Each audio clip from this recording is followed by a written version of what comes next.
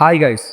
AR మురళదాస్ మరియు సల్మాన్ ఖాన్ కాంబినేషన్లో వచ్చిన సికిందర్ మూవీ రివ్యూ గురించి మాట్లాడుకుందాం ఫ్రెండ్స్. ఈ మూవీ ఈ వారం థియేటర్ల ముందుకు వచ్చింది. ఈ మూవీ చూసినాక నాకేమనిపించింది అంటే నాకైతే పెద్దగా నచ్చలేదు ఫ్రెండ్స్. ఎందుకంటే ఈ మూవీలో స్టోరీ కొంచెం కొత్తగా ఉన్నప్పటికీ దాన్ని ఎగ్జిక్యూట్ చేయడంలో పూర్తిగా ఫెయిల్ అయ్యారు. బేసిక్ స్టోరీ లైన్ విషయానికి వస్తే సికిందర్ అనే రాజకుమారి భార్య చనిపోతుంది. ఆమె తన అవయవాల్ని డొనేట్ చేస్తుంది. అలా ఎవరైతే రిసీవ్ చేసుకుంటారో వాళ్ళ యొక్క ప్రాణాలకి ముప్పు ఉంటుంది. అసలు వాళ్ళని ఎవరు చంపాలనుకునే వాళ్ళని సికిందర్ ఏ విధంగా కాపాడా లేదా అన్నదే story line friends. Salman Khan గారు ఎప్పట్లాగానే బాగా నటించారు. రష్మిక మందన్ గారు మూవీ స్టార్టింగ్ లో 30 నిమిషాలప్పుడే చనిపోతుంది.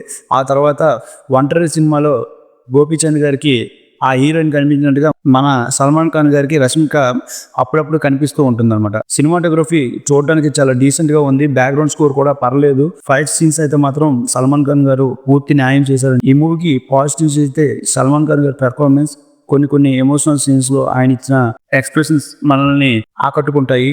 కొన్ని ఫైట్ సీన్స్ కూడా బాగున్నాయి. బ్యాక్గ్రౌండ్ స్కోర్ పర్లేదు. నెగిటివ్ విషయానికి వస్తే స్టోరీలో కొత్తగా ఉన్నప్పటికీ దాన్ని ఎగ్జిక్యూషన్లో ఫెయిల్ అయ్యారు. ఎమోషనల్గా మూవీ కనెక్ట్ కాదు. సెకండ్ హాఫ్ మాత్రం ఒక ప్లెయిన్ రోడ్డు మీద వెళ్ళిపోతున్నట్టుగా ఎక్కడా కూడా ట్విస్టులు టర్న్లు లేకుండా సాఫీగా వెళ్ళిపోతుంది. సికిందర్ మూవీ మీరు ఒకవేళ సల్మాన్ ఖాన్ గారికి హార్డ్ కోర్ ఫ్యాన్స్ అయితే ఈ మూవీకి వెళ్ళి చూడొచ్చు. అంతేగాని మూవీ ఎక్కడ కూడా ఎమోషనల్గా గ్రిప్పింగ్ స్క్రీన్ పే లేకపోవడం వల్ల ఇది అంతగా మనకు కనెక్ట్ అయ్యే మూవీ కాదు అనుకొని చెప్పుకోవచ్చు. ఈ మూవీకి నేను ఇచ్చే 2/5 ఫ్రెండ్స్. మీరు కనుక ఈ మూవీ చూస్తుంటే మీరు మీ అభిప్రాయాన్ని తెలియజేయడం మర్చిపోకండి. Thank you friends.